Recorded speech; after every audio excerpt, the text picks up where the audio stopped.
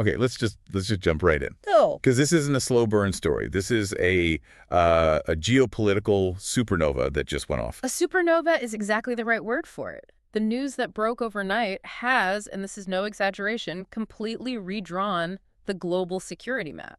Yeah, as of January 3rd, 2026, the long-standing leader of Venezuela, Nicolas Maduro, has been captured by U.S. forces. And it was a highly kinetic, very surgical strike, a raid. Maduro and his inner circle were detained incredibly quickly. And we now have confirmation. We do. They were transferred to a forward operating base and are right now aboard the USS Iwo Jima. And the ship's destination is New York. New York. He's heading there to finally face those long-standing U.S. indictments from way back in 2020. The charges are primarily narco-terrorism. Right. But what President Trump said immediately after the operation is absolutely critical to understanding the real intent here. Oh, for sure. This was not framed as, just an extradition of some wanted criminal. Not at all. He stated very clearly, we are reasserting American power. And then he followed it up. He did, with a truly jaw-dropping commitment. The U.S. intends to, and I'm quoting, run the country until such time as we can do a safe, proper, and judicious transition. So let's be clear about what that means. This is not extradition. No. This is a definitive, unilateral regime change effort, full stop. And it's backed by direct military force. It's a moment of just extreme global risk. Mm-hmm. So for you, listening to this, our mission today is to cut through all the noise and really analyze the profound and immediate aftermath. This isn't just a political change. No, it's a geopolitical and a humanitarian tipping point. We have to analyze the specific geopolitical strategy that's driving this whole operation, a strategy that's already being called the Trump Corollary. We also need to assess the extreme risks here. I mean, the power vacuum that this creates is immense. And to do that, we have to review the truly dire humanitarian and security statistics that define Venezuela in 2025 before this intervention even happened. And we're also going to dive into the really complex international law controversy surrounding this. I mean, this move risks undermining decades of norms around state sovereignty. It absolutely does. And finally, we will roadmap the best case and worst case scenarios for Venezuela's future. Because while the dictator may be gone, the true crisis, the instability, the fragmentation, the humanitarian disaster, well, that's just beginning. Yeah, let's start with the big picture. Yeah. The why and the what of this. Washington is framing this operation not as some isolated incident, not just about justice for one man. No, they're framing it as the very first concrete deliverable of the new national security strategy. And that strategy places an unprecedented, very heavy, and very public emphasis on reasserting control and influence over the Western Hemisphere. Precisely. And the policy world is already buzzing with this term, calling this action the operationalizing of the Trump Corollary to the historic Monroe Doctrine. We need to unpack what that means, because it's a fundamental shift, right? The original 1823 Monroe Doctrine was about keeping European powers out, protecting emerging republics. It was framed in largely ideological terms. It was. And then you had later additions, subsequent corollaries like Teddy Roosevelt's. Right, which often justified direct U.S. intervention to, stabilize financial systems or maintain domestic order. So how is this new Trump corollary any different? It's different because this new strategy redefines the line Washington is drawing in the sand. It makes domestic criminal activity, and this is the key part, specifically narco-terrorism, election fraud, and systematic political repression, a direct trigger for unilateral military intervention. Regardless of any external threats. Exactly. It doesn't need a Russian base or a Chinese fleet to trigger it. It establishes a doctrine of intervention based on criminal justice grounds, and that completely sidesteps traditional diplomatic norms. So it's an unambiguous reassertion of U.S. strategic predominance. It is. It's signaling that certain regimes in this hemisphere will just no longer be tolerated if they actively undermine U.S. security or, engage in what Washington defines as state-sponsored crime. And the signal wasn't exactly subtle. We know that President Trump specifically mentioned both Colombia and Cuba as countries whose leaders should now understand the serious consequences of not cooperating with the United States. And that is a direct warning. It's a shot across the bow to every anti-American regime in the hemisphere. It signifies that the rules of engagement and the American tolerance for illicit activities like drug trafficking and political repression have just profoundly changed. It moves from a sort of tacit acceptance of anti-American posturing to a kinetic response, a military response based on pre-existing criminal indictments. It's a whole new ballgame. So if the signal to the region was direct, The signal this operation sent to global rivals, I'm talking specifically about Beijing and Moscow, was maybe even more powerful. Oh, absolutely more resonant. This is a visible, unambiguous reestablishment of deterrence in a region that they have been actively and for years trying to penetrate. The timing here is just it's fascinating, as you said. This operation happened literally days after the Chinese People's Liberation Army was reported to be wargaming combat operations in the Western Hemisphere. Right, using naval and air assets in the Caribbean. I mean, the timing is not coincidence. And not only that, but China had also just recently issued a strategy paper for Latin America. Yes, and that paper pointedly, very publicly, refused to recognize the region as having any special significance to U.S. security. So they were testing the boundary. They were absolutely testing the boundary, and this was the response. The success of this move is Washington saying loud and clear, we are committed to a security order that is compatible with U.S. interests, and we will exclude extra-hemispheric powers like China and Russia from any meaningful military or strategic influence in Caracas. So the U.S. demonstrated that it can and will act decisively to translate its security preferences into strategic reality, even against a regime that's backed by major global rivals. Right. But let's dig into the technical side of this, because that's where the analysis gets really interesting, especially when we think about a country like Iran. Yes. Venezuela has sophisticated Russian-derived layered air defense architectures. I mean, we're talking about high-end systems. We are. Things like the S-300BM, which is their long-range system. Then you have medium-range mobile systems like the Buck M2, and then short-range point defense platforms like the Pantsir S-1. And all of that is supported by Russian and Chinese radar networks. Absolutely. So from a technical and military standpoint, you can be sure that Tehran is watching this operation with immense focus. Because Iran fields an air defense architecture that looks a lot like Venezuela's. It's a very close parallel. It's a heavy reliance on layered, mobile, Russian-designed systems. And the key insight here, the takeaway for Iran, is that the success of this decapitation strike suggests the U.S. is now increasingly confident in operating against these layered Russian systems without needing a prolonged, overt sea campaign. Okay, hold on. Let's unpack that jargon for a second for you listening. What does a traditional sea campaign suppression of enemy air defenses usually look like? Well, a traditional sea campaign requires a huge amount of preparation, massive resources, and, critically, time.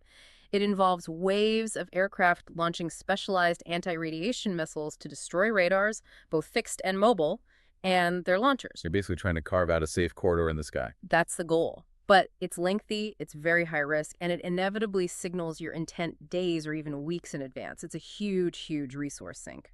And the U.S. appears to have avoided that entirely here. So how did they manage to neutralize or just evade these very capable systems? The available reporting suggests it was a combination of highly sophisticated factors. First, effective standoff effects. Meaning launching weapons from platforms far outside the range of Venezuelan defenses. Exactly, way outside their engagement envelope. Second, persistent intelligence, surveillance, and reconnaissance, or ISR. So knowing exactly where those mobile systems were and their operational status at all times? Constantly. And thirdly, and this is the most critical part, compressed timelines. Compressed timelines. So speed was the defense. Precisely. The operation was sequenced incredibly tightly and executed with immense speed. It likely leveraged electronic attack EA to blind and disrupt those Russian systems, but only for a very brief window. So you move faster than the system can react. You move faster than the time required for those complex layered systems to acquire, track, and generate a usable firing solution. The U.S. operation appears to have simply bypassed their defensive capabilities. Systems like the Buck and the Pantsir are designed to react. If the attack is too fast and too disruptive, they just cannot react in time. So the message to Tehran isn't just about who the U.S. targets, but how the U.S. targets them. That's it. It shows that decisive action can be achieved even against these supposedly advanced layered defenses by leveraging speed, electronic warfare, and precision technology. It fundamentally challenges the perceived invulnerability of Russian-backed defensive systems globally. It reinforces a pattern Iran has already seen in other proxy conflicts. It does.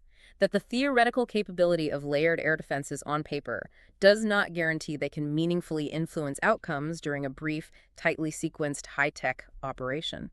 It signals that if Washington decides a line has been crossed, it has the technical capability to deliver a surgical blow, regardless of the local defenses. Okay, so this operation, while it's satisfying U.S. policy goals and is being cheered by millions who are hoping for democracy, It also immediately triggered a massive international controversy. Well, of course. We have to discuss the dual legal reality here, the moral argument versus the legal precedent. It's a textbook conflict of principles. The foundational document of global state relations is the UN Charter, and it explicitly forbids the use of force against a state's territorial integrity or political independence. And there are only two widely accepted exceptions to that rule. Right. Self-defense or explicit authorization from the UN Security Council. And analysts across the entire spectrum, including at very respected, centrist think tanks, are pointing out that neither of those conditions appears to have been met here. Not even close. So, regardless of how brutal Maduro's regime was, the action itself potentially falls under the UN General Assembly's definition of the crime of aggression. That is the core legal objection. Yeah. The U.S. action risks profoundly undermining the bedrock principle of international law, which is respect for state sovereignty. Even if the moral justification is compelling. Yes, even if the moral justification of ending a narco-state's repression is compelling. Using unilateral force against a sovereign nation, even one whose legitimacy is questioned, sets a deeply disruptive precedent in the international system. But the U.S. argument, their whole case, hinges on the fact that they don't recognize Maduro as a legitimate head of state. Let's talk about the immunity debate, because that's the most specific legal knot here. It is. International law traditionally affords a sitting head of state full personal immunity from prosecution in domestic courts, including in the United States. And the reason for that is to prevent politically motivated arrests. Exactly. But the problem is, as you noted, the U.S., along with dozens of other nations, withdrew their recognition from Maduro following the deeply flawed elections in 2018, 2019, and the repression that followed. So the U.S. essentially says, if you are an illegitimate criminal masquerading as a president, that immunity protection is null and void. That's their argument. But the counter-argument is that immunity must apply regardless of political recognition. And why is that specific detail so crucial? Why does it matter if the U.S. recognizes him or not? Because if immunity is conditional on a rival nation's political recognition, it becomes completely meaningless. This action creates a dangerous precedent that rivals China, Russia, others could easily leverage in the future. I see. I mean, imagine Beijing deciding to issue domestic criminal charges against the leader of Taiwan, or Moscow doing the same against the leader of Ukraine, and then attempting to capture them based on the same logic that was used here. So if the U.S. can unilaterally remove a head of state based on non-recognition and domestic criminal charges, it fundamentally weakens the global adherence to the rule of law. It just opens the door for political warfare via indictment. So we've used what some would call an unlawful act, regardless of the compelling moral necessity to achieve a major political change. But the long-term systemic cost to global norms and state sovereignty could be really significant. And that legal controversy immediately translates into extreme political fragility inside Caracas. The regime has been decapitated, but the massive apparatus of state control, the bureaucracy, the military, the illicit networks, all of that still exists. Now, constitutionally, there's a clear path forward. Delcy Rodriguez, as the vice president, has stepped up. She is obligated to hold new elections within 30 days. She has. She's convened the leadership. She's appeared on state television to declare Maduro the eternal president. And she's attempting to project an image of continuity through something called a National Council in Defense of the Nation. But the stability the U.S. wants, the stability everyone wants, hinges on whether Chavismo actually holds together. We need to look really closely at the internal dynamics of this movement. Yeah, that's the billion-dollar question. Can you break down the major factions of Chavismo for us? Because we often treat it like it's this monolith, but it's clearly not. No, it's not a monolith at all. Chavismo is not a single party. It's a nexus of power that's based on patronage, ideology, and frankly, crime. You have three main pillars that were loyal to Maduro. First, you have the political hardliners. They control the ideological messaging and the party apparatus. Second, the criminalized military units, led by high-ranking officers who control key economic sectors, oil, mining, food imports, and are deeply, deeply implicated in corruption and illicit trade. And the third? The third is the colectivos. These are armed, paramilitary civilian groups that enforce social control in urban centers, and they often act completely outside the official chain of command.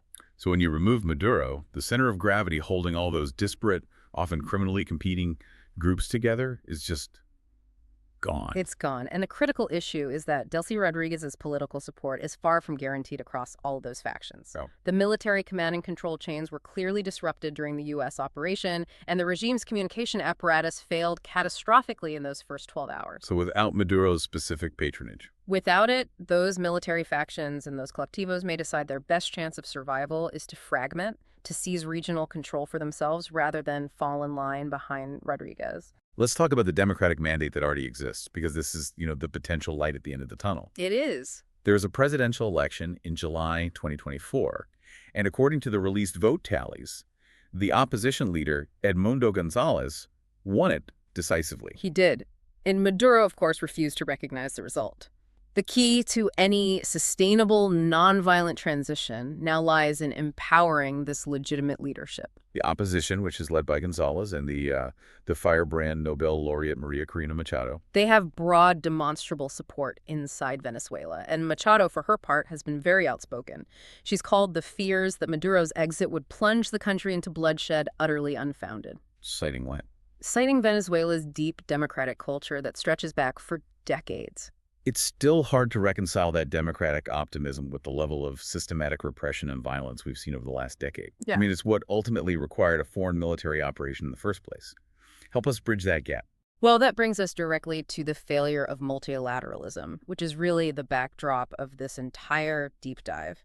Many are worried about the erosion of global norms today, but the reality is multilateral institutions failed Venezuela years and years ago. And that failure is measured not in policy papers, right? No, it's measured in human suffering. Yeah. It's measured in the 8 million exiles, the millions of families torn apart, and the systematic destruction of an entire society. And international justice failed, too. Absolutely. The International Criminal Court, the ICC, opened a preliminary investigation into crimes against humanity back in 2021. Yeah. And they have yet to issue a single public indictment. This is despite extensive documentation from the UN detailing a sophisticated nationwide apparatus of repression, torture, and forced displacement. So when diplomacy, sanctions, and international justice has all failed to deliver an orderly, peaceful, negotiated transition over years, It creates a vacuum. And this vacuum was ultimately filled by the high-risk unilateral military action we saw on January 3rd.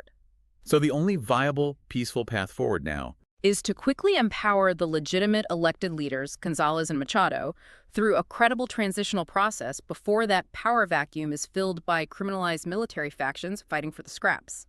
Okay, to truly understand the depth of the challenge facing anyone trying to govern Venezuela now, whether it's a U.S.-backed transitional body or the legitimate opposition, we have to look at the economic corpse of 2025. Right. Venezuela's economy is fundamentally brittle. It relies on oil for nearly 90% of its foreign exchange, its FX earnings. And the timeline of the sanctions modulation is really critical here.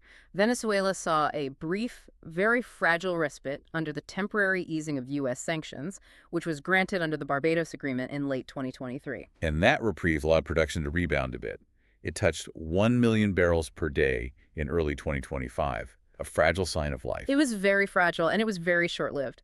In May of 2025, the U.S. revoked key licenses, which had allowed foreign companies to operate and purchase Venezuelan crude. One of the most important was General License 44. What exactly did that revocation mean on the ground for PDVSA? Well, General License 44 had permitted broad operations. It allowed companies like Chevron and others to engage with PDVSA, the state oil company.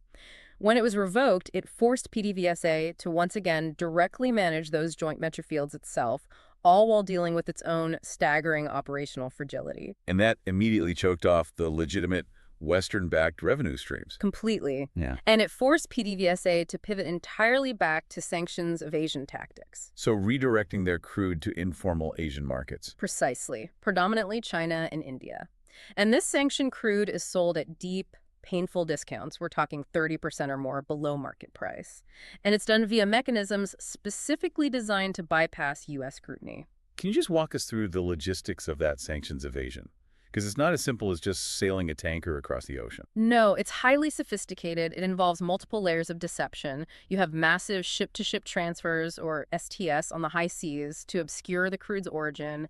You have the systematic manipulation of GPS trackers on the ships, the use of flags of convenience. The triangular sales. And crucially, the process often involves triangular sales through intermediary countries, like Malaysia.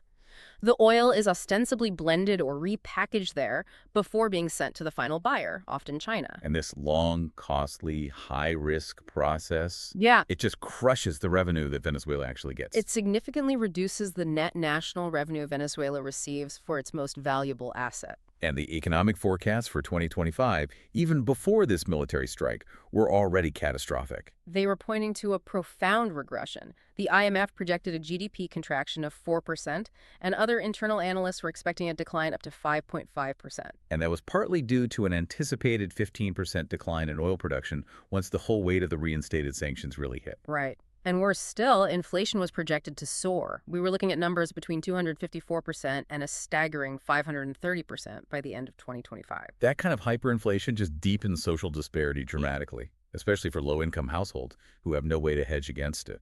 It's a humanitarian catastrophe measured in currency.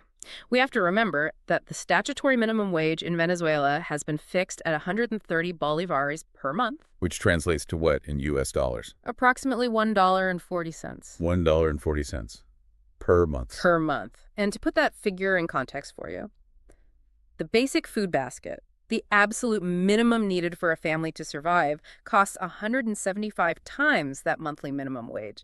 $1.40 is barely enough to buy a single loaf of bread in some areas. Exactly. The resurgence of massive inflation means that the budgets of the poorest families, who rely almost entirely on essential services and food, they bear the entire brunt of the price increases. It just erodes their purchasing power and their stability, And that disparity drives corruption, migration, and internal desperation. providing the tinder for the security crisis that has now been ignited. So President Trump asserted that U.S. oil companies would return immediately to Venezuela to capitalize on those vast proven oil reserves, the biggest in the world. But the reality of reopening this industry, after years of systemic decay, sanctions, and now military action, it's far more complex than just a press statement. It all comes down to the details of legal and physical risk. The immediate certainty hinges on four critical factors that are, right now, completely up in the air, and no major oil company can ignore them. Okay, what are they? First, who ultimately governs and controls the key institutions like the central bank, PDVSA, and the Ministry of Finance. Second, the timeline and the legal nature of the transitional government. How long will it last, and what contracts will it even honor? Makes sense. Third, the absolutely critical security situation, especially at the production sites, the pipelines, the export ports, all of which are now prime targets for regime remnants. Yeah, the fourth. And fourth, how quickly and reliably the U.S. can modulate or completely lift the sanctions regime. So if the transitional government is seen as unstable, or if the security situation is volatile, we're not going to see Chevron or ExxonMobil rushing back in, even with the promise of all that oil wealth. Very few rational companies will return without a reliable legal and fiscal regime and, crucially, stable security. But even beyond the immediate chaos, there are structural barriers that persist from the Chavista era that long predate Maduro. You're talking about the ownership laws. Exactly. Venezuelan law, which was nationalized under Chavez, requires that PDVSA must hold at least 51% equity in any joint venture. And why is that such a major deterrent for international partners? Because it limits their operational control. Western energy companies want to manage the investment, the technology, and the security of their assets. Being forced into a minority stake under a historically corrupt state entity like PDVSA means they just can't guarantee efficiency or protect their investment from corruption or, political expropriation. So until there's clarity on sanctions, licensing, and a fundamental restructuring of that 51% equity requirement, The prospect for large-scale, long-term oil recovery remains highly, highly uncertain. the oil sector might be the largest economic problem. But the mining sector is the second largest, and that has its own security nightmares that actively fuel internal violence. It does, and this is where the criminalization of the state apparatus is most visible. The mining is concentrated in the Orinoco Mining Arc, which is this massive region covering roughly 12% of the entire national territory. And this sector is just plagued by irregular armed groups. Plagued is the right word, specifically binational guerrillas. We're talking about the ELN and FARC dissidents who crossed the border from Colombia years and years ago. And these are not just small-time bandits, are they? Far from it.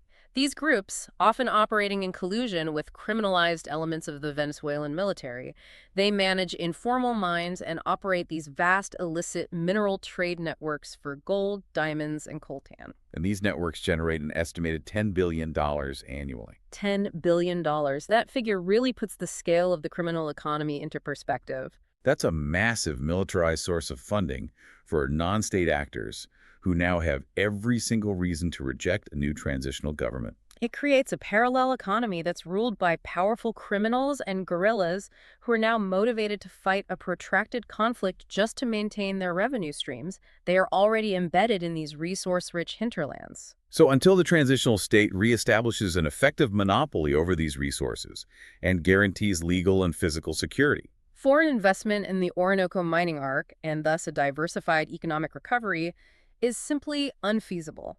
The economic turnaround isn't just about technical fixes to oil rigs, it's about a literal war to win back state control from armed groups who profit immensely from all this chaos. we have to anchor this high-stakes discussion in the reality of life for Venezuelans in late 2025, right before this operation.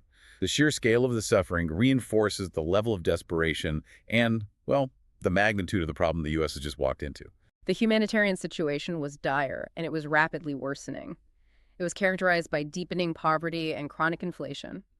As of September 2025, a staggering 7.9 million people. That's about a quarter of the entire population. 25% of the population was assessed as being in critical need of humanitarian assistance. And the displacement figures are, as you noted earlier, just historically staggering. It's one of the largest forced displacements globally without a conventional war. Since 2015, 8 million Venezuelans have fled the country. They are now living in precarious conditions all across Latin America and the Caribbean, placing this immense strain on receiving countries like Colombia, Peru, and Brazil. And even for those who stayed, the failure to meet basic needs is just crushing. 33% of the population is in poverty, and 30% is in extreme poverty. This is the foundation of fragility that the new government, whoever they are, inherits. Can we talk more about the collapse of the public health system and specifically the vulnerability of certain populations? Well, 70% of public health system services are affected. That means a lack of basic supplies, no running water, no reliable staffing. And this has led to recurrent preventable outbreaks of diseases that had long been eradicated. Like what? Things like diphtheria, malaria, and yellow fever. Furthermore, the vulnerability of populations, particularly women and girls, spiked dramatically following the 2024 elections. Why did we see a rise in gender-based violence, or GBV, specifically after those 2024 elections? When political legitimacy collapses, state services and security just evaporate.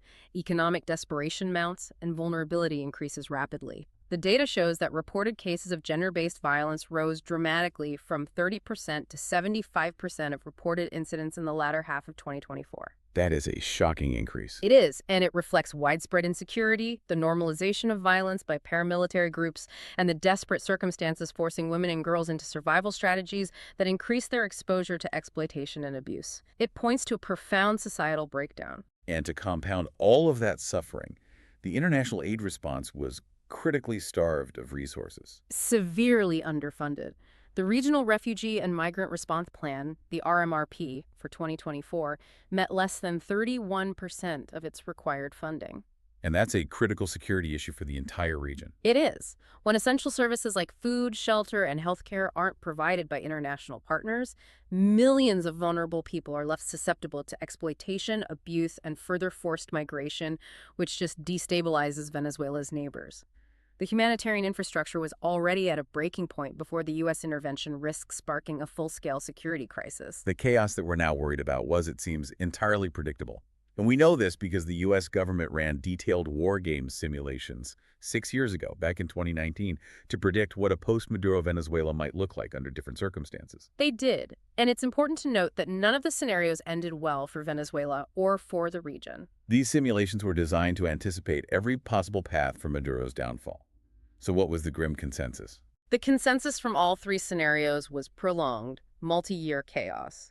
They all predicted it would trigger a fresh, massive exodus of refugees, potentially several million more, across the borders into Brazil and Colombia as citizens fled the fighting and the internal fragmentation. And they all required a sustained U.S. commitment. That the analysts at the time doubted would actually materialize. Okay, let's detail the three paths they gamed out, starting with the most domestic option, a popular revolt. Scenario 1 was popular revolt. The simulation predicted a massive, sustained civilian uprising that successfully brought Maduro down. Okay, that sounds like a good outcome. It sounds like it, but instead of a peaceful transition, the military fractures. Factions of the military loyal to the regime turn their guns on the very civilians who brought him down. The result? Massive civilian casualties, widespread internal violence. And the possibility of outside groups getting involved. Yes, the dangerous possibility of Colombian guerrillas, the ELN and FARC dissidents, entering the fray openly on the side of the nominal socialist remnants, sparking a full-blown civil war. Okay, and scenario 2, the internal maneuver, the palace coup. Scenario 2 was a palace coup. In this one, Maduro is sent into exile, but his departure triggers an immediate, huge vacuum of power. The prediction was that the rival armed actors, specifically the key military and political factions of Chavismo, would immediately start battling each other to fill that power void. So you get internal political bloodshed. And the fragmentation of the military means no single group has the capacity to govern, which leads to localized warlordism. The third scenario is the one we're actually living in right now, the foreign decapitation strike. Yeah. Help us understand what the military analysts 6 years ago thought would happen when U.S. forces entered Caracas. Scenario 3 was the foreign decapitation strike.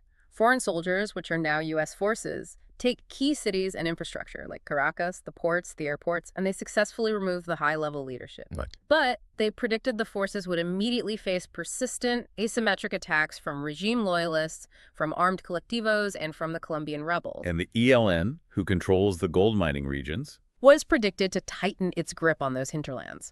Loyalists would launch guerrilla-style attacks on refineries, pipelines, and supply lines all across the country, turning the intervention into a counterinsurgency nightmare.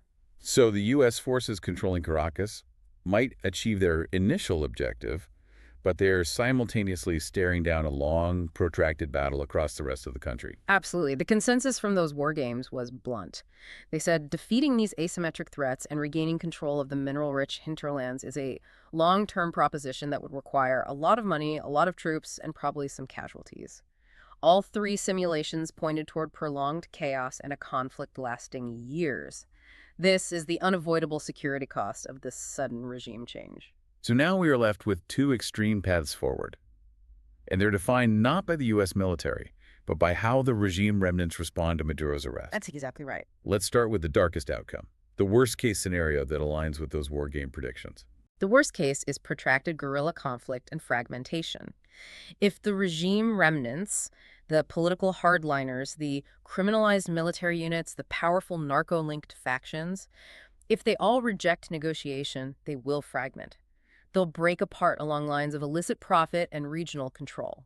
And Venezuela could descend into a protracted asymmetric conflict, turning vast parts of the country into contested zones that are run by armed collectivos and criminalized state security forces. This sounds very much like the Iraqi-type scenario that some experts warned about, where state authority simply ceases to exist in large swaths of territory. It does. It raises the distinct risk of an Iraqi-type scenario, where multiple non-state armed groups operate outside any central control.